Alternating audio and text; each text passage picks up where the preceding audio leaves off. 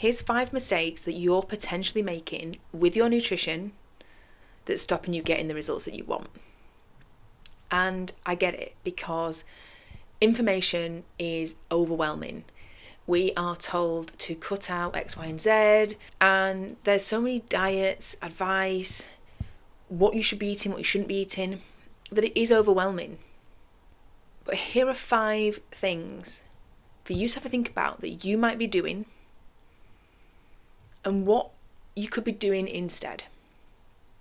So the first thing, and this is one of the biggest things, and it's that you are focusing on calories at the expense of everything else.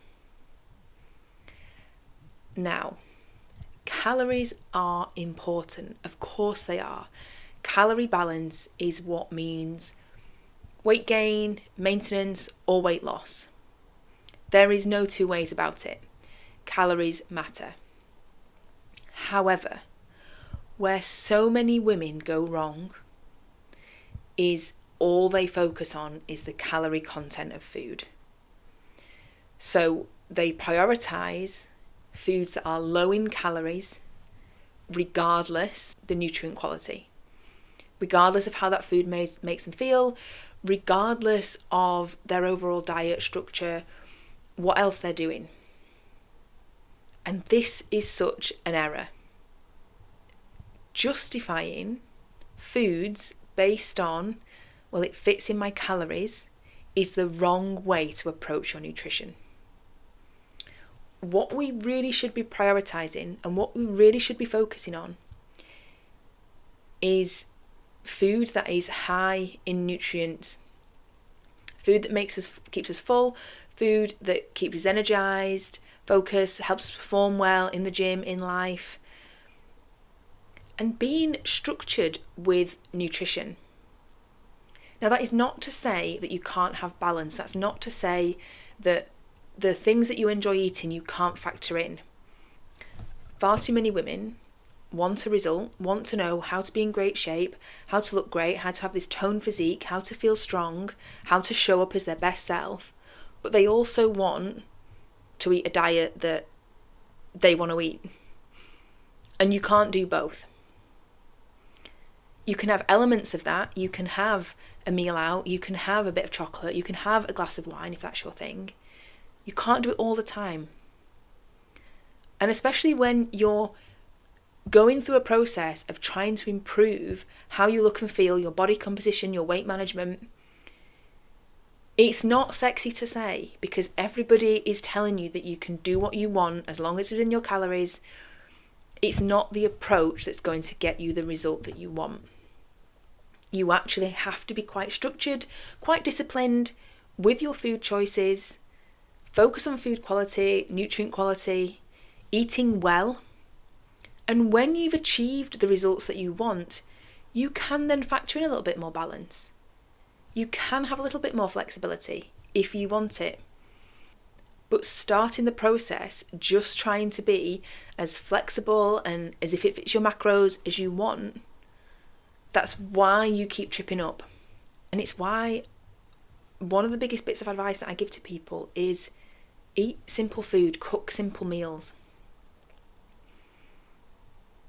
Focus on protein, a carb source, veggies on your plate, fruit on your plate, a bit of fat source. Prioritize that first and foremost. Not, I can eat X, Y, and Z because it fits into my calories. It's the wrong way of looking at it. The second thing is, you might not be eating enough protein or enough good quality protein. Now, protein is essential for repairing and building muscle. If you want a banging body, you need protein. There's no two ways about it. It also helps you preserve muscle whilst losing body fat. So if you're in a bit of a calorie deficit, having sufficient protein is really helpful for that process. Protein slows down digestion, so it helps you feel fuller for longer. It's also the most satiating macronutrient, so it's more satiating than carbohydrates or fats. So if you eat sufficient protein, you will feel fuller, you will have less cravings, it will manage your appetite more naturally. If you eat protein with carbohydrates, it slows down the absorption of glucose, and it leads to more stable blood sugar. So you're going to have less energy crashes, blood sugar dips, that feeling when you've eaten some carbohydrates and you're a bit like, oof, after a while you want another pick-me-up. Eating sufficient protein will help combat that. It's also great for overall recovery, immune function. In terms of its repairing qualities, it's not just about muscles, it's about all the cells. It's great for skin, hair, bones. There's so many factors why protein is important, and getting sufficient protein is essential if you not only want to look good but feel good too and have a well-functioning body. But women generally aren't eating enough of it. Or if they are eating it, it's coming from bars, protein mousses, protein X, Y, and Z. Focus the majority of your diet on good quality protein sources: meat, fish, eggs, dairy if you can tolerate it.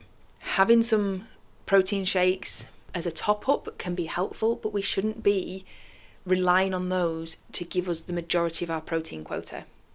Focus on food first and use those things as they're intended to supplement, but really reduce the over-processed shakes, bars, desserts, all that stuff.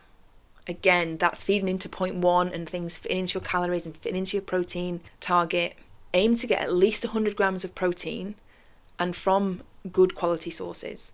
You will feel so much better, so much more satiated, satisfied, and you will look better if you do that. The third thing is that you might not be eating enough fibre. You're not prioritising that. Prioritise your fibre target for the day, just like you prioritising your calorie target for the day. Fibre, along with protein, is really good at making you feel full and satisfied. It's great for managing blood sugar again, to avoid those dips, gut health, and the importance of that for everything else.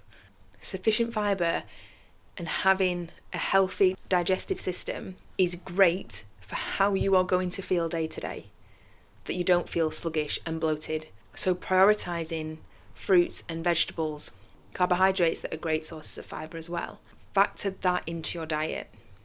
One of the biggest things is, because so many women have avoided eating fruit for so long, so many fruits are great sources of fibre. And this all ties in. The recommended daily allowance is around 30 grams a day. It's the only reason why I recommend, if you're tracking calories, to track especially your veg intake. I don't really care about that in terms of calories, but it's great to see how that adds towards your fibre intake for the day. Fruit and veg is really your best friend in this whole process. It's going to make you feel so much better, much more full, much more satisfied. So prioritise your fibre. Number 4, got too much of a reliance on snacks. This links in with point 1, that you're over-focused on calories. So many women will aim to eat as minimal calories as possible during their meals so that they have calories left for snacking, for treats. And what this means is you're then going to be not eating enough in your meals, so you're going to still be hungry, so you're going to want to snack. You're then wanting to save calories, so you're snacking on what I call filler foods. And it's things like cereal bars, Fibre One bars, 80, 90, 100 calorie snacks that do not satisfy you, do not curb your hunger, and just cause you to want more sweet things or have 5 of them to even feel remotely satisfied. Instead, focus on eating fruit and veg as your snacks, getting protein in, and also then having decent sized meals. Going back to that structure of a protein source, some carbohydrate, fruit and veg, bit of fat on the plate. If you eat like that 3 times a day, you generally won't feel the need to snack. And if you do, having some fruit will satisfy that. And the final thing, and I think Instagram and Pinterest and all these things are at fault here, is you're over concerned with having recipe ideas, low calorie recipe ideas, hacking your favourite takeaway, your favourite meals, numerous ways of trying to make it easier and simpler to lose weight or look great. And it just means you having countless recipes saved that have hundreds of ingredients, and it actually is more overwhelming than it is helpful. You don't need to be a chef to see great results. In fact, you need to simplify it as much as possible. Focus on those simple principles of how to create a meal, or a plate of food. And if you do that 80 to 90% of the time, then you can go out and enjoy a meal. You can have a takeaway. You don't then need to hack it away with a low-calorie version. You can just enjoy it for what it is, because the majority of the time you're eating nutritionally, you're eating to feel full and satisfied and give yourself energy and to feel good. So stop saving countless recipes and ideas and then having to go and buy numerous ingredients and overcomplicate it and overwhelm yourself with what you're going to make. Simplify the process. And I'm talking about this from experience, because I have been there.